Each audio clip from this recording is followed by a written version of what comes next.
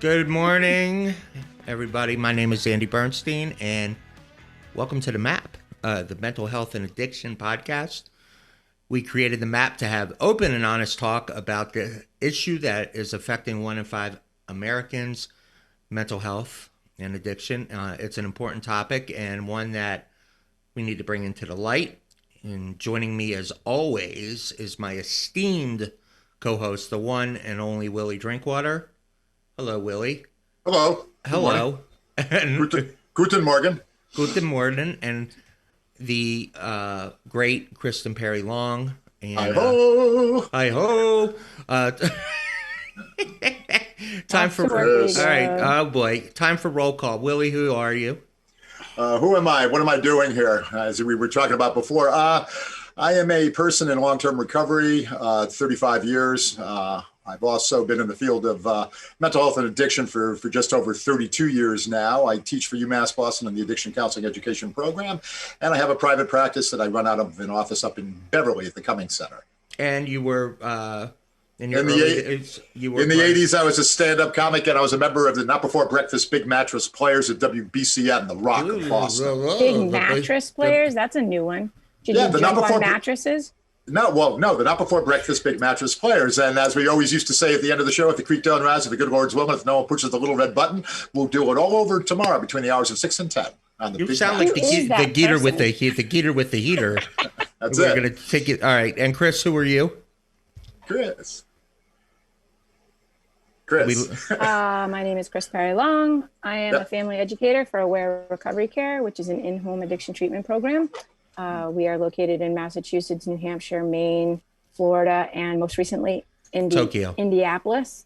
Okay. No, Indianapolis. I am a parent in long-term recovery with 2 children who are in recovery. Gotcha. And you are a very dedicated person who's been working on the front lines for a long time, both as a parent and obviously with your work with Aware. Yes. As for me, I've been in the media both on the radio and TV side for 20 plus years.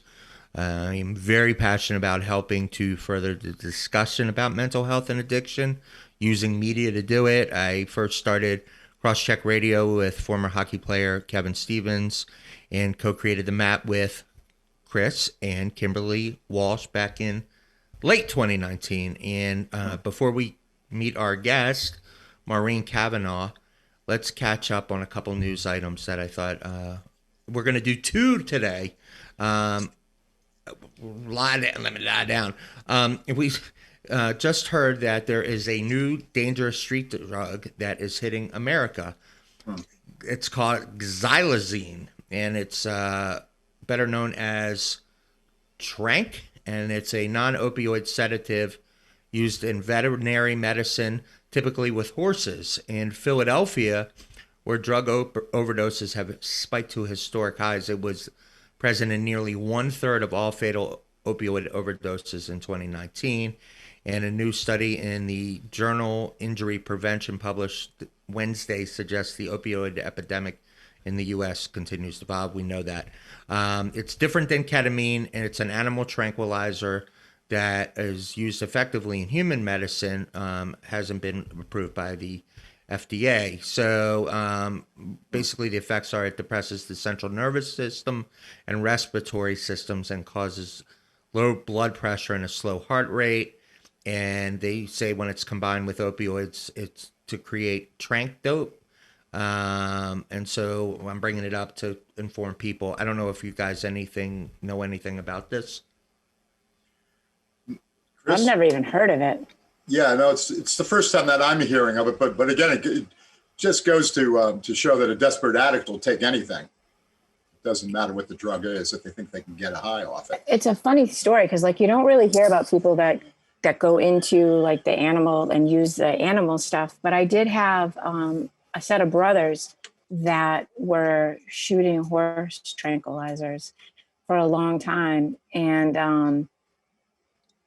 it was just, that's the only one I've ever heard of that is abusing animal. Actually, tranquilizers and stuff. Actually, I know this guy. His name's Jack Titleman. He was a former FDA agent, or Yeah. not an FDA. What was he? A DEA agent, and DEA. Jack. yeah, you met Jack, and Jack actually said that there's actually a big problem in the medical industry because he does compliance, and he goes and visits clinics and making sure that they're distributing medicine to, they're following procedures, DEA procedures. And he said that a lot of people are stealing medicine. They're breaking into vet clinics to steal medicine, thinking that, that it's going to be the same drug, and it's not for like certain things. But yeah, it's a big problem in the vet industry, believe it or not. Yeah. So I think it's kind of like, when the what were the patches? Was it Oxy patches? What were the patches that they were giving to people that fentanyl patches in the old days? Yeah, but they were something, I forgot what they were. Lidocaine, fentanyl. No, it might have been fentanyl. I don't know. But it was like on very gabapentin? Huge. No. It was very huge in the like down here in Florida. People were stealing them, and I'm like, well, how can you abuse them, right? Like, because I was still learning, and they would soak them, and then they would suck the drug out of it, and fentanyl. Then, yeah, because I know when we used to release people from inpatient psych and stuff, if they had a fentanyl patch on, we would take it off before they left. Because when I worked at Melrose Wakefield, they were on the 6th floor, and sometimes you'd release somebody, and by the time the elevator got to the ground floor, they were knocked out on the bottom of the elevator floor because they had taken the patch off and sucked the gel out. Jesus. That's crazy. And then like a little tiny bit of fentanyl will kill. Like, yeah. Fentanyl, I mean, that's just another whole topic for another story. Whole another kettle of fish. Yeah. Okay, so something to be aware of that's on the street. So the other thing that I wanted to mention is, and I think we've talked about that, is that recently a report came out that we have over 81,000 drug overdose deaths from June 2019 to May 20th, and it's the highest figure ever recorded in a 12-month period. Additionally, new research suggests that Black communities are especially hit hard with the rollback of buprenorphine rule, which is happening, and then they're not clear what the Biden team will do to cut the number of deaths. So, have they appointed a drug czar yet? No, that's what I was going to get to. That's what okay. There's no drug czar, and it's in his 100-day. It's in his 100-day plan. I know that. Okay. Okay, it's in his, like, Biden's 100 in his first 100 days. He has it's one of his bullets on his agenda bullet list of things he wants to get done. Yeah. Obviously, in comparison to COVID, the numbers are smaller. And if you could be Biden, right, and advise him, what would you guys, as people on the front lines, what would you like to see right now going forward? If you could say, you know what, I really want them to do this. It's nothing new. That it's the thing that needs to change is how we treat people that suffer from substance abuse. Like, at the end of the day, it's how we treat it. Yeah, and I think that the stigma began to come back when COVID came in, and I think we've talked about this before. Yeah. Now it's addicts and alcoholics. It's not human beings with substance use disorders. It's gone back. It's gone back to those addicts and those alcoholics and stuff. And I mean, I mean, the concern that I have too is when we're talking about the money about to be released because of COVID and economic situation that we're in. I have a concern because I know the last time when the stimulus money went out and the unemployment money went out, a lot of drug dealers were really happy because they knew that they were going to be getting a chunk of it. I mean, it was tough. You're in early recovery, and all of a sudden you have money in your pocket, and it makes it really, really hard. Yeah. Well, I think the other thing is too is, like, obviously there's no way to track it, but two things: the spike in fatal overdoses with the stimulus money, and the turnaround in detoxes and programs, people AMAing from programs because they have that access to that money, all of a sudden. So there was like, I remember like when those last stimulus checks were coming out, not the 600 that just came out, but before that, like right around the holidays, I think, I don't even remember.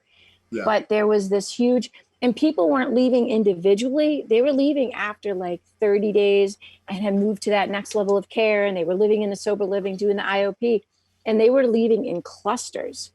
Yeah. Like they weren't leaving individually, they were leaving in clusters. And with the few people that I know that it happened to, like that they left in clusters, like one or two of those people overdosed and died out of those groups. Like it's insane. And Andy, another topic that we really need to bring to light is how DCF treats people with substance use disorder. Not what's today? Today's Friday. I think it was Wednesday. A young mother took her life because she suffered, and it's nothing new, suffers from substance use disorder. And DCF had taken her two children, and they notified her that the baby, who was 3 years old, had been adopted, and she couldn't cope with it, and she took her life. And I know firsthand how DCF had handled when I took custody of my grandchildren, how they treated my daughter.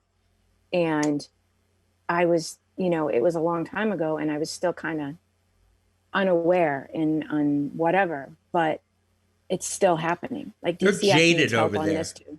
They're jaded. I mean, when we look to adopt, and oh no, I was going to say when we look to adopt, my wife and I, and we went to DCF, and they told us, don't think of you adopting as you're adding to your family. You're saving a kid from a bad situation. And we were like, okay, well, we're not qualified for that.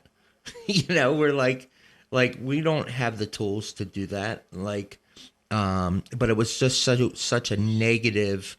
I mean, I know they were trying to paint a picture of what that isn't going to be a cakewalk, but they kind of talked us out of it a little bit. It was weird, the jadedness of it. I mean, all.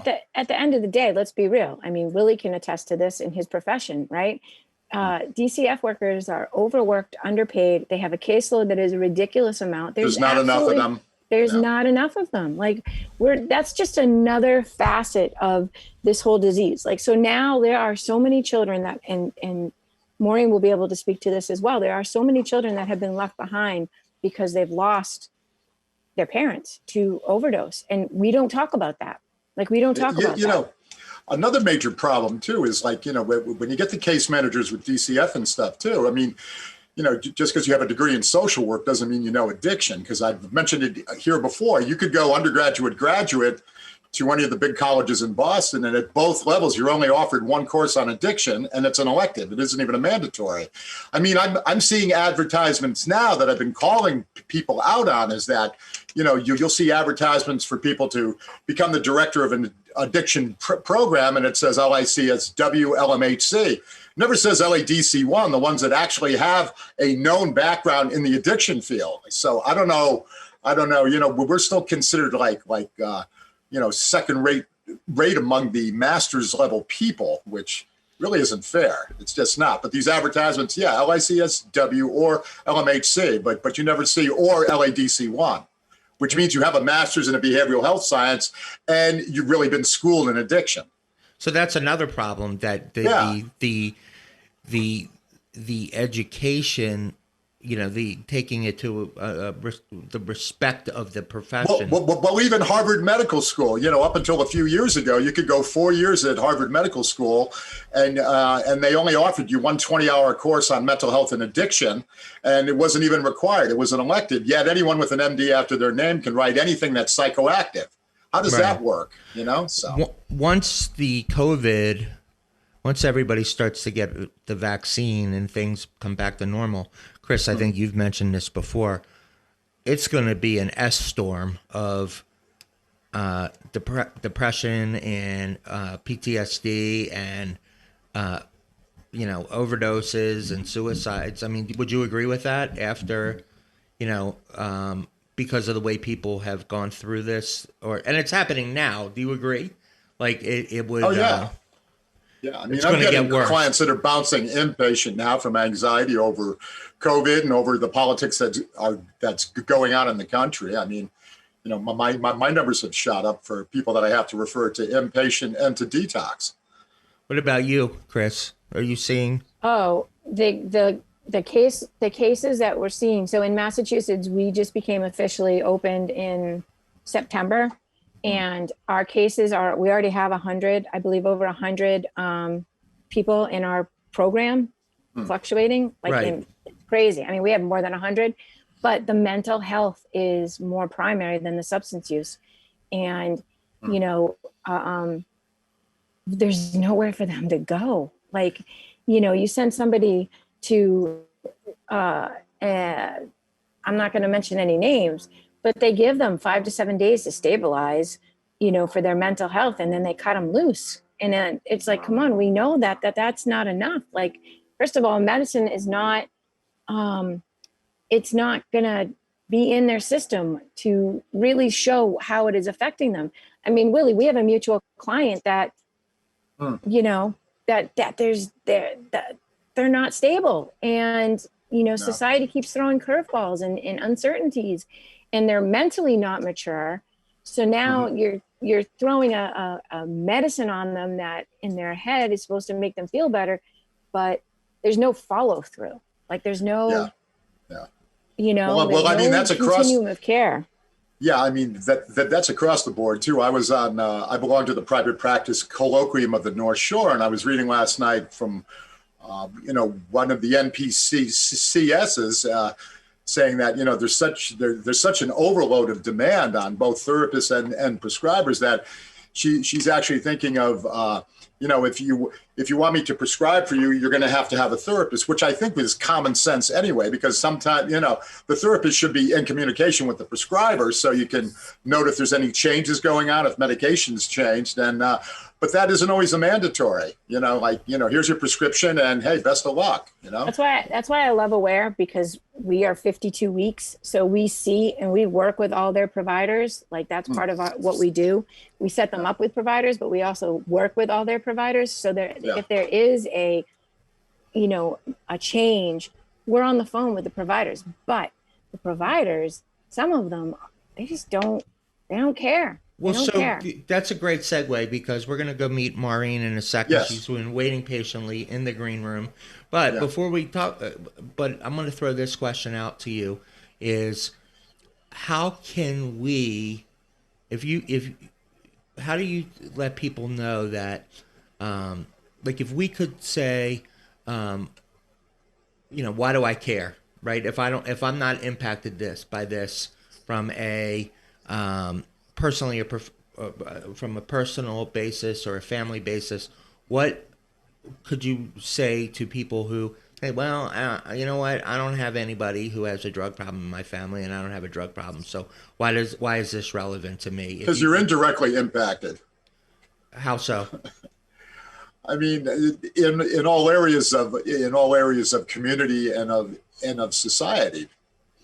Right, and it can happen to anyone. So, right, and so we're gonna actually introduce Maureen so we can free her from bondage of the green room. Yeah, from the green room. Set my people free. Right. So let's meet Maureen Cavanaugh. She is an educator, a recovery coach, a public speaker, and the author of If You Love Me, A Mother's Journey Through Her Daughter's Opioid Addiction. It came out in 2018. She also founded in 2012 Magnolia, New Beginnings, and the online peer support groups Magnolia Addiction Support. And she is also president of Magnolia Consulting Services, which is primarily involved with management consulting for large and small nonprofit organizations and parent peer recovery coaching. Welcome, Maureen. Morning. Nice to meet you. I'm gonna have to cut that down somehow or something. I could have even gone further. I wanted to do you justice, Maureen. I didn't. So before we get into the work you're doing, with Magnolia.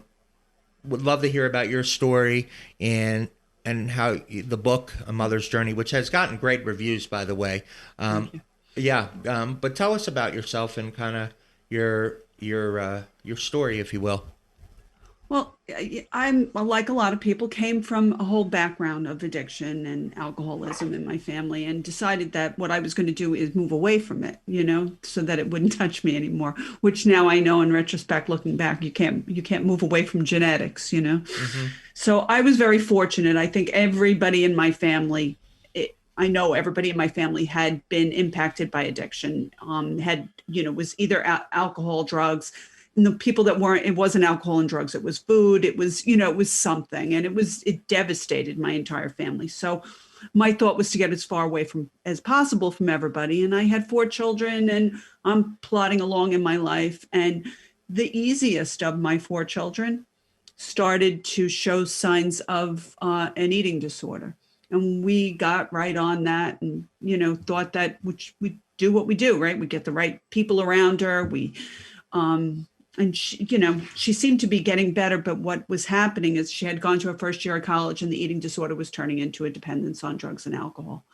Okay. So that got worse. And by the end of her first year in college, she had come home and said, "Mom, I've been drinking way too much, and I tried a few things, including heroin, and I think I need help." And my head almost blew off, because I really did not know. I thought she was drinking too much. But I had older children that drank too much in college and then didn't drink too much. You know what I mean? It was a phase. So I was hoping that that's what was happening. But unfortunately, that's not what was happening. And she got her into an outpatient program. She was very open about the whole thing with me. And I figured because she came to me, she would always come to me. And that was my failure to understand the power of addiction and the power of drugs, and how, because I was looking at my child, as we all do, I was looking at the child that came to me and told me she had a problem, the child that, played soccer at 8 and played softball and sang in the choir. And that's who I was looking at, even though she was telling me what was going on with her. I wasn't hearing it really, because I was looking at that child and thinking, we'll get through this. We'll get through this. Right. So it could never be her. Right. Right. And, we were going to do this together kind of thing, which is so absolutely, not what happens. I mean, we certainly both went down a path, but we went down 2 very different paths. And as she would definitely say, I was far crazier than she ever was. Okay. And that's probably why it was worthy of a book, because I was absolutely out of my mind. And if I could just interject, I mean, that's something I'm always saying. You don't find a lot of people with mental health and addiction in long-term mental facilities. That's where you find their families and friends. If they're not getting help for themselves, they end up crazier than their loved one that's using or doing whatever they're doing. So. And, and Crystal probably can say this, she's working with families all the time. If the family doesn't get into recovery, you can do your very best work on somebody and you line them up with the best of everything. And they're gone for 60, 90 days. Oh, they've done a really good job. And they come home to visit, or they come home, and we can screw them up in 2 seconds, because we're not taking care of ourselves and getting into recovery. Yeah. Right. So they walk into the loony bin that they left, and it's a well-intentioned loony bin, but it's still, we're still doing things that are really, really unhealthy. Like codependency. And I mean, if you read my book, I don't even know what to call it. I really felt like I was going through this with her. And I kind of was, in a very sick way, but it was not mine to fix. And I didn't have any control over it or power over it. So I was doing things like, we don't realize that when we're in the storm, we don't realize it. It's until we take that big toe out of the storm. So what do you do? Like CODA meetings, or, that was the problem. I mean, there wasn't anything, and the things that were out there, there was always the loudest voice in the room was always telling me I had to throw her out. Don't talk to her for 3 months. And when she's 3 months sober, tell her to come back. I'm not doing that to my kids. Well, and then in the meantime, we're telling them we're being told to throw them out. And, on the mutual Facebook page that we had met at, Like there's all these pages. Oh, my son just died. Oh, my daughter just died. And they're telling us to throw them out. And it's like our moral compass is, I can't do that. But on the same token, allowing them to live at home and not change the environment and not help them find, their road, we're slowly killing them anyway. So you're stuck in this cycle where you're getting it from all these different directions. Your loved one is sick and suffering, and there's no support. Right. And then when the support comes out, it's so overwhelming and so fluffy that you're like, that's not me. That's or not my so kid. like a recipe to break bread. I mean, you know what I mean? We're not bread. Our family members are not bread. Our family members are whoever they are, and our families are whoever we are, So there's not one right answer for everybody. And that's what no one wants to say, because then that opens the conversation of, we don't really know what to do. But I know what worked for me. And that's what when I was going through this, I decided I am going to become the person that I needed when I was going through this. So I went about the business of educating myself as much as possible and start maintaining these groups, which Chris was part of in the very beginning, to try to have a different perspective and to connect people, to support people, and to educate people. And we're not doing that typically. What we're doing is we go into a room, we all feel sorry for each other, and then we go home. Well, that wasn't helpful to me. And then there were other groups where you would go in and they would tell you what they thought you should do, like bread. And that wasn't working for me. So what I tried to do is have as much education around me as possible. And I work with families now, and I also run starting these Zoom meetings. I do trainings. I'm a NADAC approved education provider. I'm teaching at North Shore. I'm teaching the family perspective at North Shore. So I'm trying to let people know what families go through, and for professionals, because all too often when I was going through this with my daughter, I would have a 23-year-old kid telling me what I needed to do. That's if I got anybody, because she was in over 40 different treatment centers, walked in over 40 different times, not different, sometimes they were the same, over 40 different entries into treatment, 13 overdoses that brought her to the hospital blue and dead, probably twice that many that somebody had Narcan. And then I would go to I'm begging for help, and there's no family programs. And I would have like some 24, 25-year-old kids telling me what I should do. And I would look at them and I think, you don't even have a cat. Why are you telling me to do these things? Well, I think you live with your mother and you don't even have a pet that you take care of, and you're telling me what I should do with my child like she's bred. And I think speaking of the whole family side of it, right? So our daughter's stories are very similar in that, they went in and out of treatment and whatever. Like, I don't even want to try to figure out how many times my daughter overdosed. Let's not do that, because that just makes me, yeah. We can't change it. And that's like how I live. But I will tell you, my first aha moment, right, was when my daughter was in a treatment facility in Florida. She had been pulled out of a trap house down in South Florida. What's a trap house? So a trap house is exactly what it is. You're trapped in the cycle. Right. So She had a good insurance policy. So what was happening was this particular, not the one that she got pulled and put into, but this particular treatment facility would get her well and give her a little bit of money, and then put her in their sober living, which had no electricity, no running water, an extension cord running from the drug dealer's house across the street to give them enough to charge their phones and whatever else. That's a trap house, right? She was in that trap house. She got pulled out. She got dragged out by her hair, literally kicking and screaming because she was so addicted and she didn't want to give it up. And they put her in this treatment center.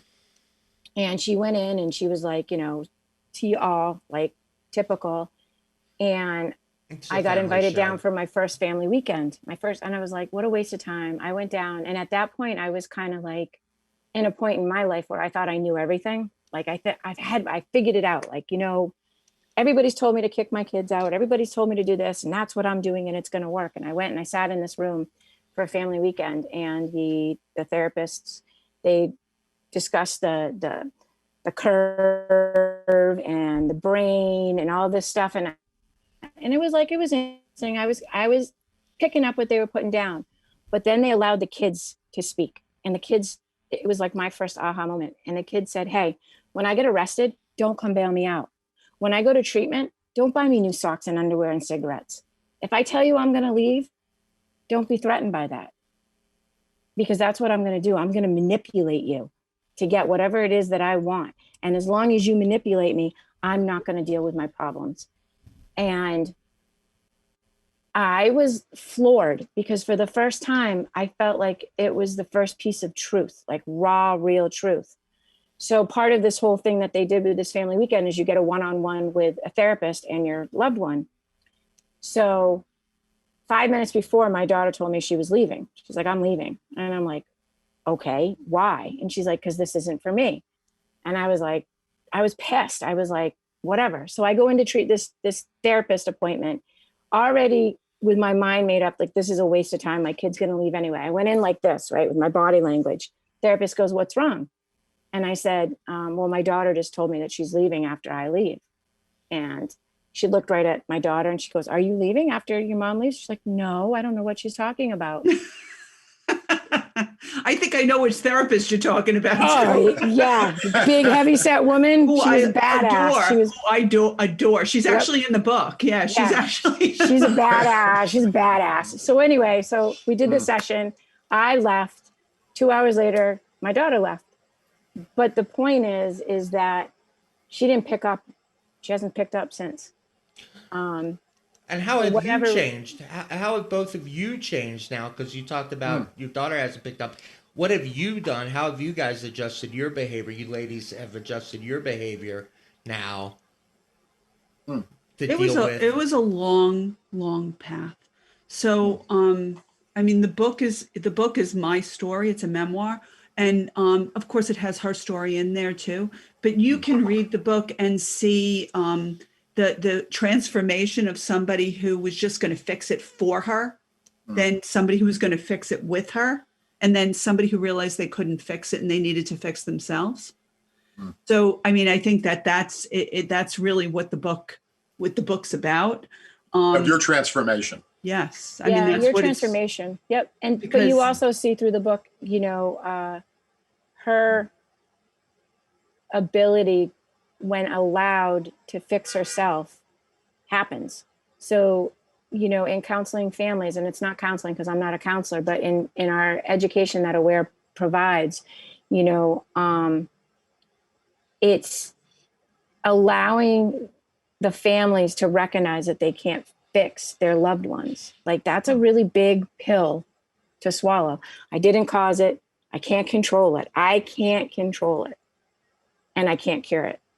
And I can just walk beside you on all these different processes, but to stop picking them up and to stop putting the Band-Aids on and not allowing them to heal themselves, that's where the change begins. When you start to allow them to have the consequences, you know, it's hard, man. It's really hard. It looks different for everyone too. So it doesn't necessarily, I work with people all the time that say, you know, my one line in the sand is I will not tell them to leave the house. And that's okay. And I'm good with that, but there's things that you're going to need to do then. You're going to need to keep Narcan in the house. You're going to probably, you know, want to do a lot of other things. Maybe you want to take the doors off the hinges and replace them with shower curtains on a tension rod, because you want to be able to get in there. And if you're okay with living like that for temporarily, hopefully, then let's put all these things in place so that no one dies and you have as much control over the situation as possible, since it's in your house. But you have to know, if somebody's going to be using, you may walk in there, and is more people, I think, die in their own bedroom than die in the street, because you know, they have the privacy to do that and no one's watching them. So just make it so that someone's watching them, if that's the way you want to live. I personally couldn't live like that, but I'm also not going to tell anybody how to live. I'm not. I'm just going to support whatever they decide with education and with facts and with science.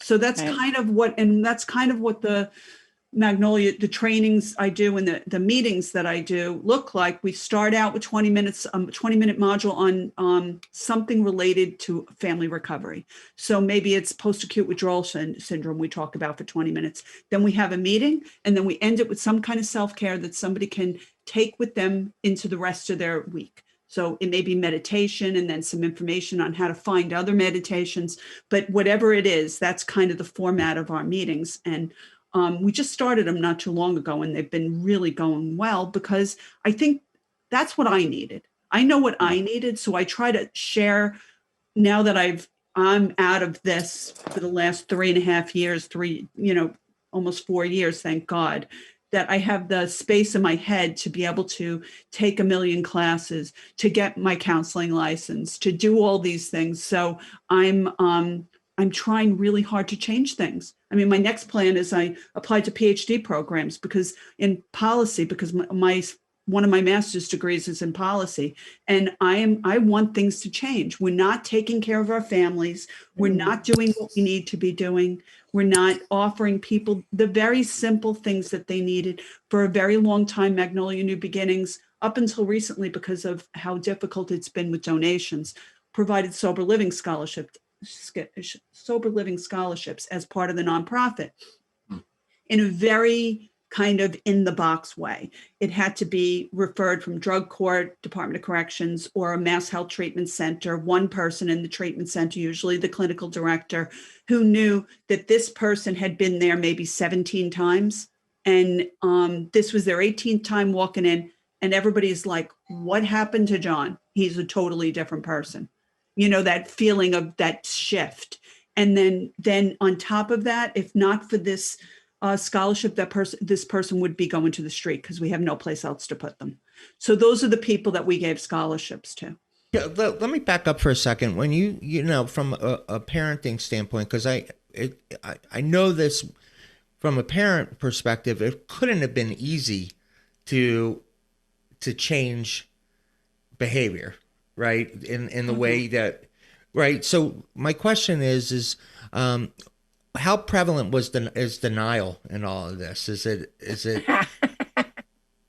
Really? I know it's not a dumb question because sometimes that's what keeps us going, though, because if you have a child that's dying twice a week, you have to be in a little bit, I always call it delusional optimism. Alternative facts. It'll be different this time. Yeah. Yes. And you know what? But sometimes I think that's what kept her going too, because I was like, yep, okay, new day. Today's Wednesday. You can do it on Wednesday. Couldn't do it on Tuesday. I saw that, but you can do it on Wednesday. I'm behind you. I love you. I believe in you.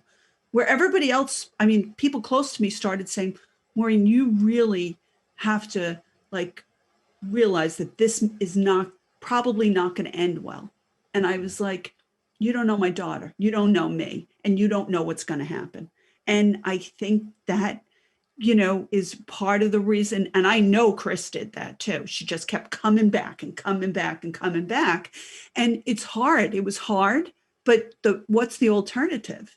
Because I know I work with our lives and our relationships become destroyed, and we're just as sick as they are. And we don't even realize it until somebody says, wake up. Well, I got to the point where I could still feel that way, but realized I still had a life to live and I had other people around. And I got to that point where I realized I couldn't control it, but I could always be there and be the cheerleader and always, always, always let her know how much she was loved. Of course. And from what she tells me now, that was probably the best thing that I did. All the crazy wasn't helpful.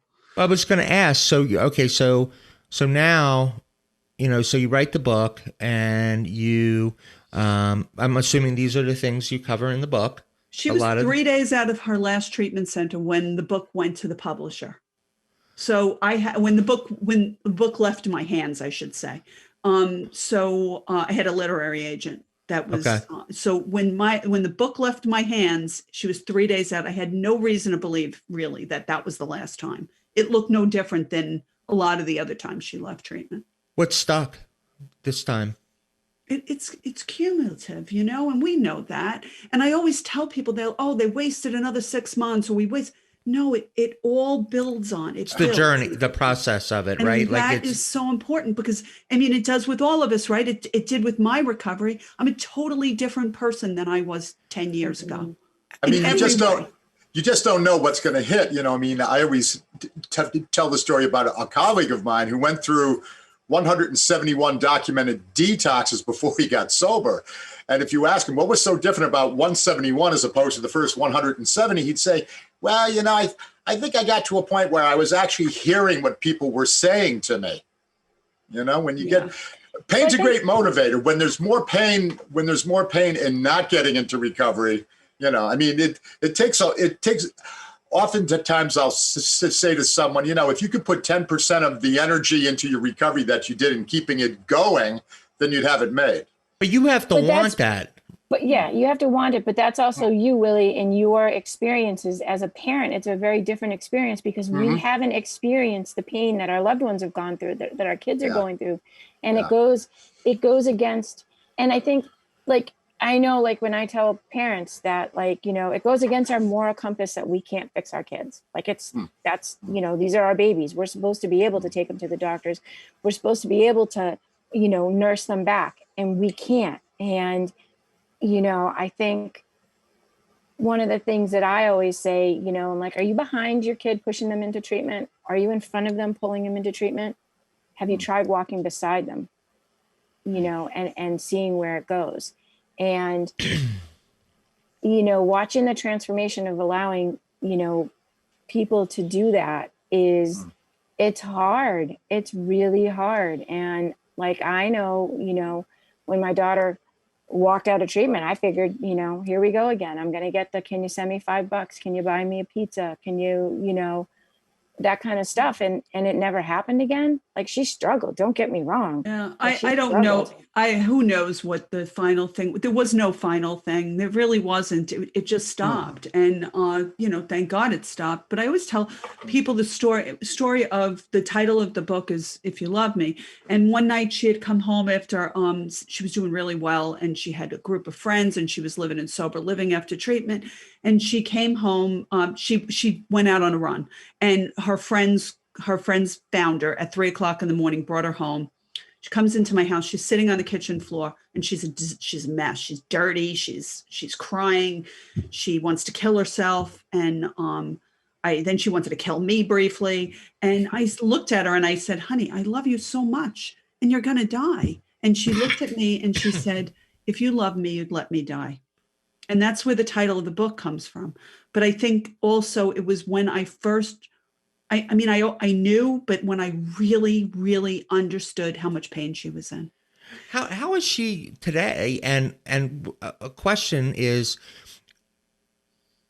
being part of the book, how does she own this? I'm assuming, you know, like how is she able to, you know, does she feel like, you know, if there's a label on her? How is she dealing today with your book, and kind of where is she today?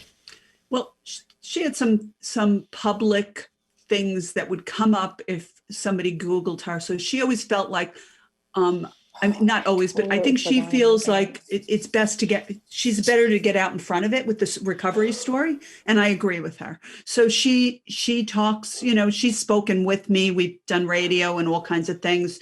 She's really proud of the book because, I mean, nobody wants to expose every crummy thing that ever happened to them in their whole life. I remember when that book was delivered, I looked at it and I thought to myself, oh my God, what did I do? Right. I was going to ask, like, it's very revealing, right? Because I'm not the kind of person that likes to talk about things that happened to me anyhow. I was always very quiet until this happened. Now people wish I would be quiet, I'm sure. But I see the impact, and she sees the impact too of this book on people. I've had people that read it in prison, and it changed the way they thought about their families, and they told their families to read it. And now the families are in, you know, have come back together, and they've changed. I mean, the stories that I hear because of this book, and that she hears too, because people contact her as well. It's, I mean, it's just one of those stories would have been worth writing it. We always hear about, you know, the battle back, right? We hear about the courageous battle back and all the things that these kids lost and how they got their lives back and everything else. And we very rarely hear the parents' perspective, the parents battle back, right? The mom and dad's battle back, what we go through. Like, we all know it as a community in those support pages. We all know what we're all going through, but our loved ones don't know what we're going through. They only know that they've hurt us, they've disappointed us, they've let us down. Like, they only know they only know like what they know. And they don't know in the background what, no matter what they're doing. And she did plenty, but no matter what she did, I don't care about any of that stuff. All I wanted was her back. And so she tells me whenever she struggles, so she's having a hard time, she rereads part of the book. So she said that book has kept her sober a lot of times when she was struggling, because it reminds her of everything that she's gone through and I've gone through. She's amazing. I mean, what's her life like today? Oh my God. So I love to talk about what she's doing today. She's just so awesome. So she's, went back to school. She graduated from a program that she was in, but decided, I don't want to do that. So she went back to school again. She had some college credits. She's going to school. She just passed her test to get into either nursing school, or she wants to be a respiratory therapist. She's working in a hospital. She just bought a brand new car. I mean, she's awesome. We were out dress shopping last night. And that is not something that, as much as I prayed for her to be okay, I never in a million years could have imagined that she would be so beyond okay. I mean, not like, probably a better person and more goal focused on her goals and stronger than she would have been hadn't she gone through all this. Not that I would ever wish this on anybody. I was going to ask, because I guess, and Chris, you guys you ladies can both speak to this as far as, does age have anything to do with it? Like, you're young and you start to like. Absolutely. Like, they thought they could do one substance if they didn't do it. And it always led back to, that substance that would take them out.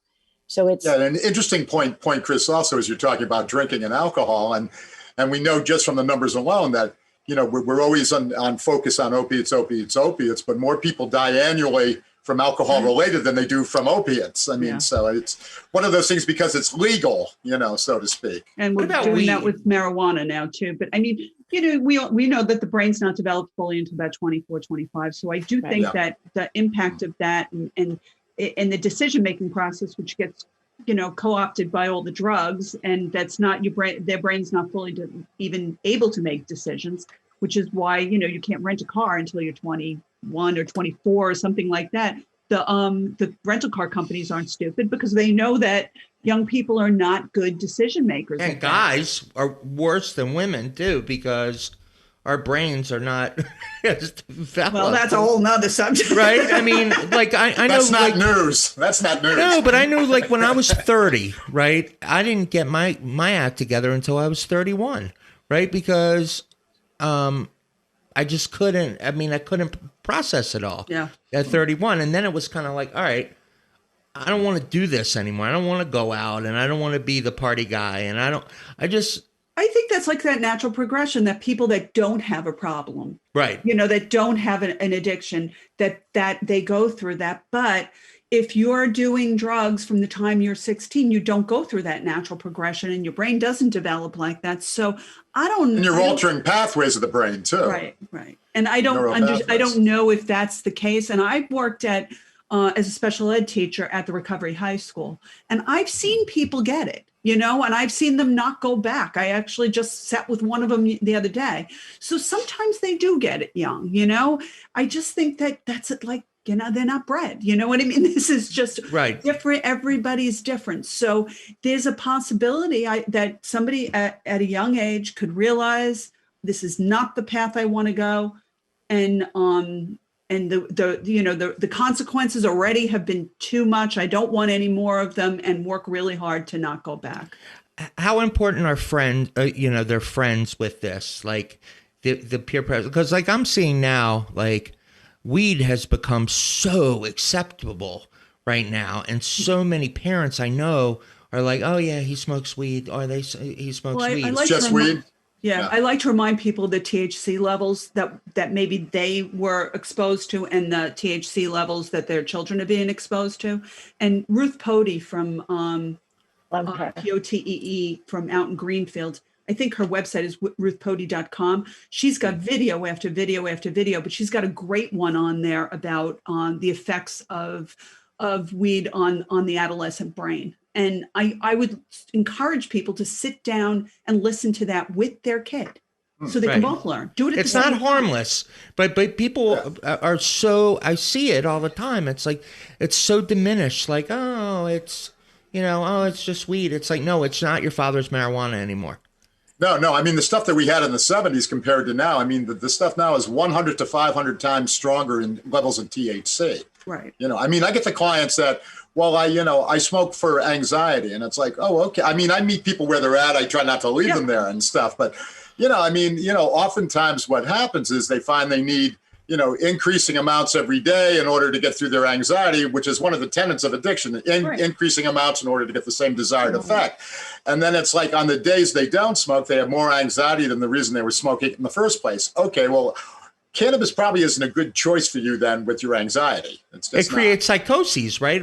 I have a family member. I've seen that often with college students. They go off to college and they start smoking 24 hours a day. And the next thing you know, there's some paranoia going on. There's some delusional thinking going on because, it isn't recreational. It's become a way of life. Especially with the edibles, because then they're taking more than they even realize that they're taking, and edibles, it never because smoked that much. Yeah, they take an edible and they think it's going to be an instant in effect. And in 15 minutes or so, it still hasn't kicked in. And now they're saying, well, I need to take more. And then the next thing you know, you got somebody that doesn't even know their name. Yeah, because God knows I never ate a piece of a chocolate bar in my entire life. So I can't imagine that. Maureen, tell us in our remaining few minutes, and you've been great, and I hope you'll come back on again down the road if we didn't scare you away. But tell us about Magnolia and kind of the some of the work you're doing with it a little more specifically, and how people can get in touch with you. Sure. So Magnolia New Beginnings is a nonprofit, 501c3. Right now, we're not doing scholarships. I hope that will kick back in when things get a little bit financially get a little bit better in the world. But what we did with Magnolia was sober living scholarships and parent support. We have parent support groups on Facebook. We have about 25,000 members on Facebook. No way. Between the open and closed pages. And then I have, I run two recovery groups, Wicked Sober and Magnolia We Do Recover. And we have a little over 10,000 people on those too. Lots of information, lots of meeting information, all that. That's all on Facebook. Then we have meetings twice a week on Thursday nights and Sunday nights on Zoom meetings, virtual meetings. And they can find that on magnoliarecoveryresources.com, and they can sign up for that. Then I personally do family recovery coaching. I work with families to hopefully get them to the point where they're taking care of themselves and they're educated and knowledgeable about what's going on with their loved one and can kind of decide where they end and their loved one begins in an informed way. I'm a teacher, so it's a lot of teaching. I'm a recovery coach trainer too. So I've incorporated lots of the Recovery Coach Academy into those conversations. And I became a recovery coach, not because I wanted to be a recovery coach, but because I wanted information all in the same spot. So now, and I also do trainings. I'm a NADAC approved education provider. So I do trainings all over the country. Well, yeah. If it wasn't, I know what you're talking about there, except for the COVID. And so I do trainings for facilities too, so they can learn how to create family programs. And, and these family meetings, which come with the workbook. So I have 26 different lessons, and then they're flipped. So we have that first 20 minutes is that educational module, which we're leaving out of the family meetings, hoping that somehow people will just, I don't know, I get it by osmosis. Maybe they'll stand next to somebody that knows somebody. And Maureen, I just have to ask Maureen quick too. I'm up on the North Shore, as you know, too. I'm up in Beverly. and stuff. And one of the unique things when I got to the North Shore, I felt like I was back in Connecticut again, where I grew up, because on the North Shore, there seems to be this prevalent attitude. There's no alcoholics. They're just problem drinkers, or those that can't hold their liquor, because we're in the middle of, country club and yacht club scene. So no, they just don't know how to. I think alcohol is downplayed a lot on the North Shore until it becomes a major problem. What do you think? I lived in Marblehead for 20 years, and that's where. Oh, so Maddie's, okay. Oh yeah, so and that's where my story was set. Was really in Marblehead, and I am not always kind to Marblehead because they were not always kind to me, and I wound up, starting the door knock program in Marblehead with the Marblehead Police Department. So I love Marblehead now, but we had our differences, But it was I used to say that you begin your drinking, you're at Maddie's, and then down the road when you're going broke, then you're at the Riptide. That's exactly the progression. Like fun. That's exactly the progression. 50-cent Narragansetts. That sounds tremendous. Oh, I love it. It sounds like a hole in the wall, real authentic. Maureen, are you Sticky floors. The book? Yeah. Yes. Where can people buy the book? Yes. I would assume it's still in bookstores. It was in all bookstores. It's published by Macmillan Henry Holt, so it's a big publisher, so it's available everywhere. It's on Amazon. Amazon's probably the easiest way to get it. The Audible version, which I read, was runner-up for 2018 Memoir of the Year, and my other runner-up was Michelle Obama. That's probably like the thing. Awesome. If I'm ever going to brag about anything, that's it. Because if I'm anywhere next to Michelle Obama, I'm good, I love Where are you from originally? I'm hearing a New Jersey, New York accent. New York, yeah. What part? Brooklyn, Queens, Long Island. Love it. I was going to wear my Mets hat Long- today just for the sake of because I'm hearing it. I'm like, that's not a Boston accent. No. Well, thank you for coming on. Oh, it's been great. And thank you for doing what you do. Oh, thank you. And we'll love, like I said, we'll love to have you back. And and that's our show. It's a cup of coffee. Right, Maureen? It's a coffee. Coffee, and I drive a car. Yeah, and how much better is New York pizza than Boston pizza? No comparison. Right? Sorry. Although we do have a local pizza place around here. They do the New York thin slice, and they really do it well. You're going to need to tell me where that is. Yeah, where is that? Lisa's Pizza. All right. There's a bunch of them all over the place. I need pizza. I love pizza. Friday in our house is pizza day anyway. Tremendous. All right, kids. Hey, down here it's chewy and soft. You would think they would have better, given that it's like how many New Yorkers come to Florida and become Boca Babes down in like Fort Lauderdale. That's what we call them. Snowbird. All right. Yeah. Well, that's our show for the week. Thank you, Maureen Kavanaugh. Thank you. From Magnolia, and of course to Mike Weber, back in Mission Control. Thanks, Mikey. Thanks, Mike. Thank you, Michael. And I'm gonna go Chris. sit by the pool, so I miss you Goodbye. guys. You're dead to me now. You're dead. Yeah, we're waiting to see if we get some more snow. Okay, yeah. All right. Well, that's our show for the week. Please visit us on Facebook.com. The map 2020, but we got to change it now to 2021. Yes, No, please. because we were founded on 2020. I know. Whatever. 2020. We can just change. So we'll be back. We'll be back next week.